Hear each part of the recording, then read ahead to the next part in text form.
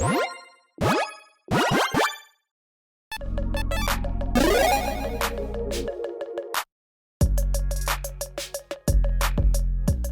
everyone, Mitch coming in with the Commander Score Studio. Welcome to the show. So on today's episode, I'm going to be talking about the Golden Toilet Awards. That's right, the awards that you maybe have been waiting for all year. I don't know. Were you waiting for me to tell you about my least favorite commanders of the year? Have you been waiting for me to trash on a commander that you might enjoy? And I'm sorry. I'm very sorry in advance. I am sorry if one of your commanders that's one of your favorite commanders from this year made this list. This is obviously just a list that's completely based off of my own opinions and my own perspectives, and they might differ from yours, and that's okay. So let me know in the comments below, after this episode, how wrong I am about certain commanders and which commanders you might dislike that maybe I even liked in my previous episode on the Golden Pig of 2023, and let me know why I'm wrong on certain commanders and why certain commanders are awesome. So comment below. With all that said, let's jump into my picks for the worst commanders of 2023.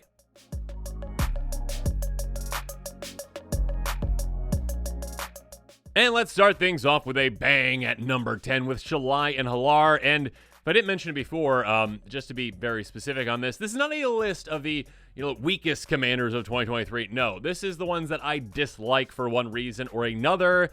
It can be design, it can be intent, let's say, as well, or perceived intent, I should say. And with this one, it's, kind of a mix of many things. A 3/3 Angel Elf with Flying and Vigilance for 4 mana in Naya. Whenever one or more counters are put on a creature control, Shalai and Halar deals that much damage to target opponent. Okay, so this commander actually is a decently popular commander, and I think the reason this one made the list and kind of stuck out to me is just, it is very pushed. It is very, very pushed, and it is too easy. Now, just because certain commanders are too easy doesn't mean that I always have them on these kind of lists or always dislike them. It's too easy with a lack of creativity, I should say, with a lack of just openness on how to build around it. No, it is just literally like, oh, okay, cool. I'm overpowered, and also, just counters. Basically it. Oh, and by the way, I also happen to combo with like 8 things. So I keep bumping my mic, sorry. But yes, clearly I'm getting very into this. But yes, being able to just throw down one of many cards, including like all will be one, just like, okay, cool, War Elemental Fix, another one, just like, I have 2-card combo win. Okay, from a commander of the command zone, just like easy 2-card combo with like 8 different cards, cool. But also, not because of that, just hey, even if you're not comboing, just super easy to win with this in a variety of ways. Just get a lot of creatures in play, which you have access to 2 colors. I mean, I guess red's pretty good at making tokens too, but red, green, white are both very good at making a lot of creature tokens out of nowhere even. And then just be like, okay, cool. And then I got a spell that just puts a counter on all my creatures. Oh, okay, cool. You take like 20 damage. Okay, I'll proliferate. Cool. Take 20 more damage. Oh, I got a damage tripler, damage doubler. Okay, cool. Take 50, 60 damage. Whatever it is. You got so many ways to just very quickly take opponents out with this without trying at all. And then also, again, there's the combo aspect. I just think that overall, this commander could have been designed in a lot better of a way. And it's just like, nope, you just here. Okay, Wizards is like, okay, we need to make a counters commander that's going to be pretty popular. How do we do it? Okay, this? Okay, cool, done. Like, it's just a commander that rubs me the wrong way. So Shalai and Halar, you are number 10.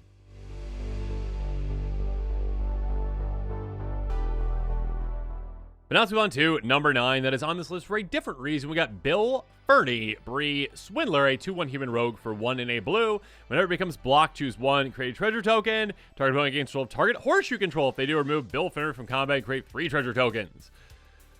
Okay. I think the reason this one's on the list is because yes, I understand there's other formats out there. I do understand that, okay? I definitely do. But when it comes to making these lists, I'm kind of just including all commanders when it comes to actually making my decisions on why I dislike or like a commander. Because, to be fair with all them, I'm trying to perceive intent of their design from Wizards and like, okay, you know what? I need to kind of include them all in the same list, all right? I just need to, just at face value, say this one versus this one, this one versus this one. And this one is just like, what is the point? What's the point of this commander? It's unique in that it's very specific, but it's like too specific. That it's like, oh, cool, take my horse, take some money. It's flavorful, but like without purpose. So yeah, I think this one overall, just because it's flavorful without purpose, I don't like it. Yeah, you can go with Changeling, sure, or whatnot, but like, I just overall do not like this card.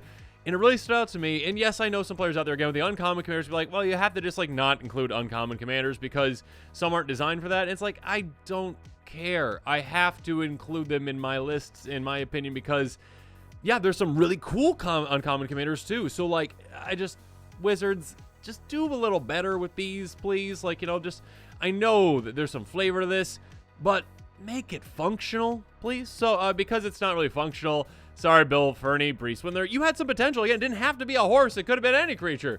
And then cool, all of a sudden, yeah, you have a really cool deck, a real cool commander you can build around, but because of that, no, you can't. So there you go. 9th place finish, Bill, Fernie, Bree Swindler.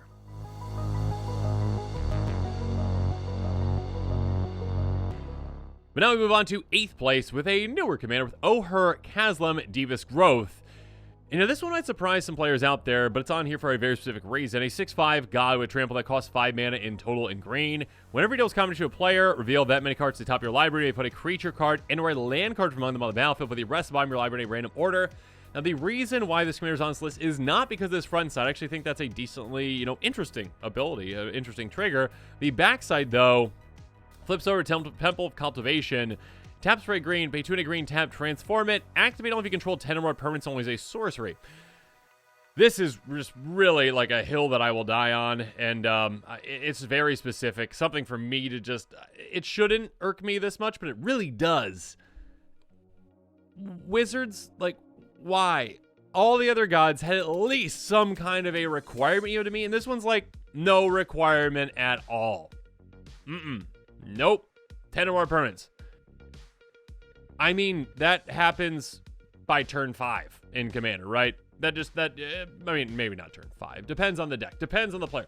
Depends on many factors, but yeah, you being able to get 10 or more permanents is a nothing requirement. And because of that, this is just like, oh, cool, yeah. All the other ones had at least an interesting-ish, like, the blue one is like, hey, okay, yeah, you get time counters on it, you have to remove those. You actually have to build around this. This is like, no, you don't have to build around it at all. You just flip it back. You just get it for free. You get a free flip back. And I just found that kind of design to be a bit lazy, in my opinion. Just a bit lazy. Because all the other ones, again, had specific requirements. This could have had a pretty cool requirement. This could have been, it could have at least been like 10 or more lands. Something like that. Could have even just been like, hey, you need to get a little bit of building to actually get this flip back over. Yeah, I don't get it. I don't get that kind of design. And for that reason, yeah, I guess Temple of Cultivation. There you go. You are the card in the top 8. I guess you are number 8 for my picks for the worst design commanders. I guess the front side should really say it. But Temple of Cultivation is the real reason. 8th place for the Golden Toilet Awards.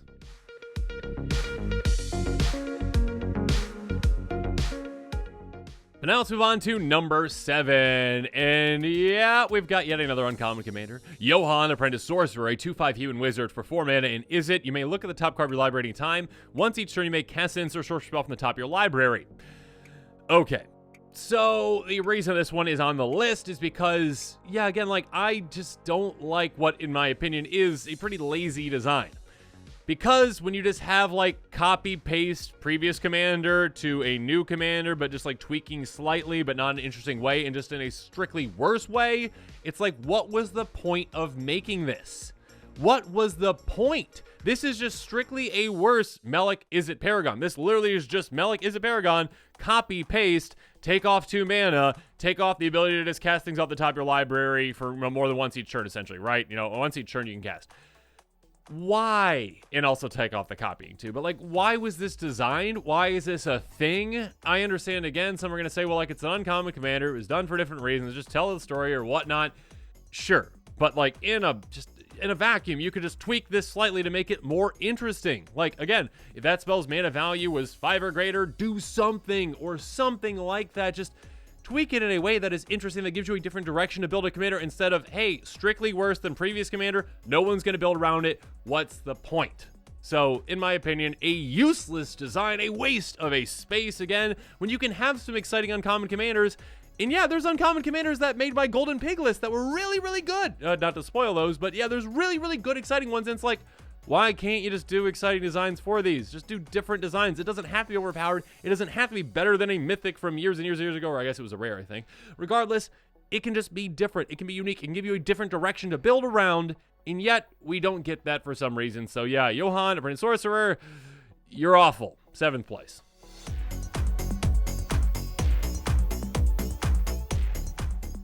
And at 6th place, I'll try to go very quickly through this one. Ukbenbach, the Great Mistake. Yeah, printing this was a mistake. Wizard 6/4 Skeleton for Vigilance and Menace for 5 mana total in Dimir.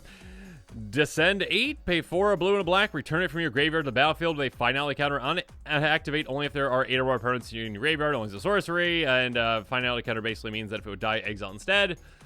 Again, Wizards, just like, it's one of those, what's the point? Yeah, again, it's an interesting design, but pointless, basically, when it comes to it being a legendary creature commander. It is very, very pointless. It's just like, cool, at 6/4, Vigilance and Menace.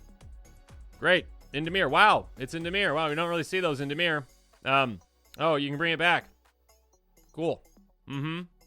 Yeah, boring. Very, very boring. And again, like, the art on this, I think, is something that also threw me off, too. It's just like, the art looks so cool, so metal, and you're like, all right, I'm really excited about this one. And then you read and you're like, okay, I just wasted my time. 6th place.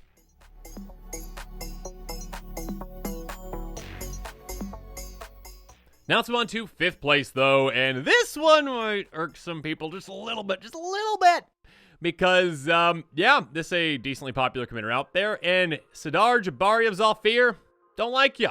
4/3 Human Knight for 4 mana and Esper. The reason I don't like ya is because the very first word of your text, Eminence. I thought we were done with this, Wizards. I thought you realized that Eminence is just, like, not something that should be a thing. Nope.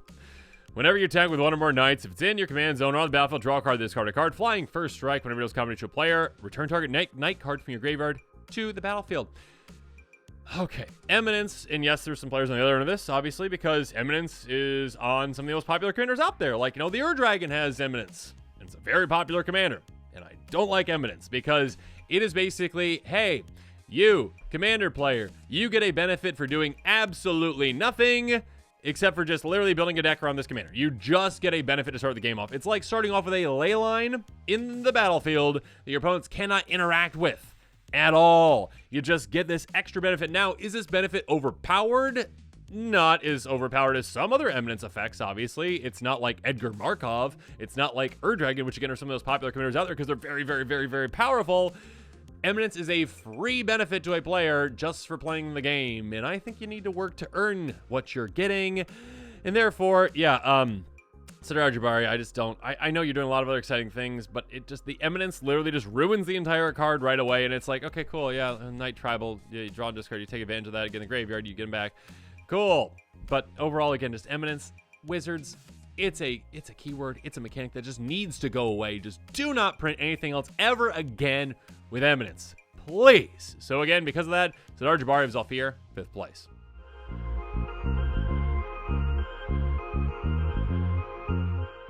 Next up, let's move on to number 4. And another reason why commanders might make this list is because of wasted potential, in my opinion. Zoyowa? Lava Tongue? I think I got that right. I don't know. 2/2 Goblin Warlock with Death Touch for 2 mana in Rakdos. Beginning of your end step, if you descend this turn, each opponent may discard a card to sacrifice a permanent. Then it deals 3 damage to each opponent who didn't. Okay. So, might be an unpopular opinion, but I really don't like when Wizards gives opponents a May. They just give them a hard out and be like, nope, don't want to do it. Don't want to do it. Just, I mean, there's certain situations maybe, okay, but like, this is not an overpowered commander by any means, okay? Again, the beginning of your end step, so this only happens once. You have to descend that turn in order to actually have this happen.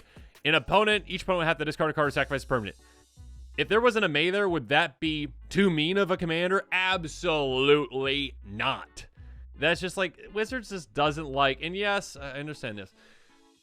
Am I trying to say that Wizards and everyone should be okay with stacks? No, but like, this is like the lightest version of that possible, where it's like, hey, I slightly inconvenienced you by making you either discard a card or sacrifice a permanent once on my turn. It's not like, if this was every single end step, yeah, I would understand that May being there. It's not. It is just on yours. And yes, I know, again, it's an uncommon commander. It needs to do the power level. Sure, but even if that were not a May, yeah, that would still be an uncommon commander. Even if you're still doing that 3 damage, on top of that. whatever it is, this just like, again, a commander that had some kind of cool potential, I think. The pieces were there for the design overall. Just, yeah, okay, make sure you're descending. You can, punish your opponents by making them discard or sacrifice things. Cool, the pieces are there. But instead it's like, no, just kind of falls flat in its face because Wizards like, well, we don't want to be too mean with an uncommon, so let's just not do that. But we're going to really overpowered things elsewhere. This one's just too much, though. Shalai and Halar completely fine to just combo with 8 different things and also just take opponents out in absolutely no time with just easy counter strategies. This one's just a bit too much, though. Just a bit too much. So, no. Yeah. So, Zoyawa, Lava Tongue, that is why you have finished at 4th place.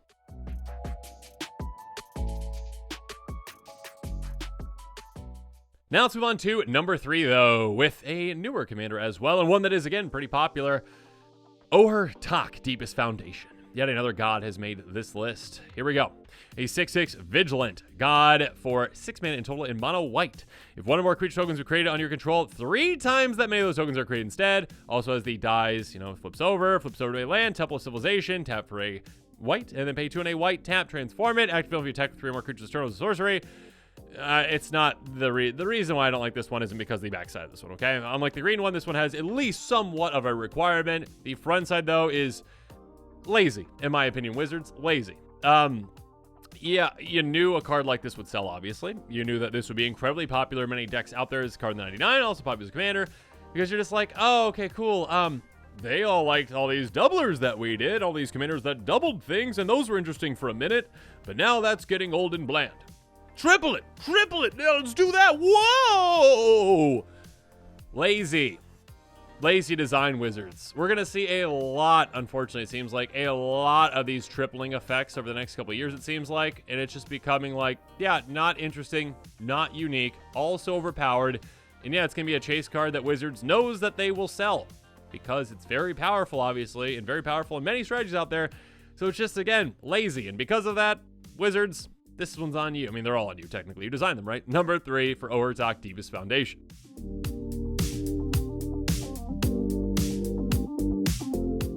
But now let's move on to number 2, and I'm going to try to go quick on this one, which is ironic, because this one has haste. Here you go. 2/2, Human Peasant, Ash Party Crasher for 2 mana in total. In Boros. Celebration! I'm not celebrating about this card. Whenever it attacks, if 2 or more non-land permanents enter the battlefield under control this turn, you get a counter on Ash. Again, this is more like just, what's the point? What's the point?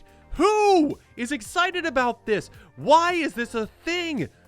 What? Just what in general?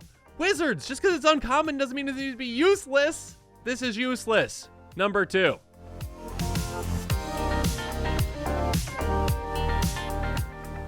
And the Golden Toilet of 2023, the worst card in my opinion, the worst design card. Number 1, the Balrog, Flame of Udun. Udun? I can't remember how to say that. I'm thrown off. Anyways, 7/7 Avatar Demon Trample for 5 mana in total in Rakdos. Whenever a legendary creature opponent controls dies, put the Balrog on the bottom of its owner's library. Wizards, what are you doing? Number 1, this is actually just making the list to represent as well how absurd the Lord of the Rings was. It was a cool set, a very cool set in many ways, but also just like, hey, did we really need 3 Balrogs? No, clearly not. Did we need, I think, 5 Gandalfs? No. You just took the legendary creatures and said, let's just do like 18 different versions of all of them. It makes it boring, in my opinion. It makes the legendary creatures stand out less. It doesn't make them nearly as impactful. If there was just one Gandalf, you're like, oh, that's so cool. Look, it's Gandalf. Oh my gosh, it's Gandalf. But it's like, oh yeah, okay, it's another Gandalf. It's another Gandalf. Okay, another Gandalf. Wow. Boring, number 1. Number 2, what is this design? What is it? This is just like the worst thing of all time. This is the worst commander of all time. But it's not the worst commander of all time, but it's got to be up there. Like, hey, a 7/7 trampling for 5. Wow. If that was in green, green would just get that, right? Green gets that. They're just like, hey, yeah, no, it's green. There you go. Yeah, you just get that. Cool. Oh, maybe it has also has vigilance on it too, right? Just no downside.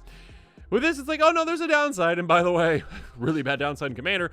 Legendary creature opponent controls dies. This goes on the bottom of its owner's library. Okay, so, hey, you're playing Commander.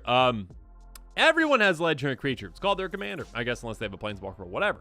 Also, hey, legendary tribal decks. Yeah, this Commander is just literally unplayable against certain strategies because it's like, no.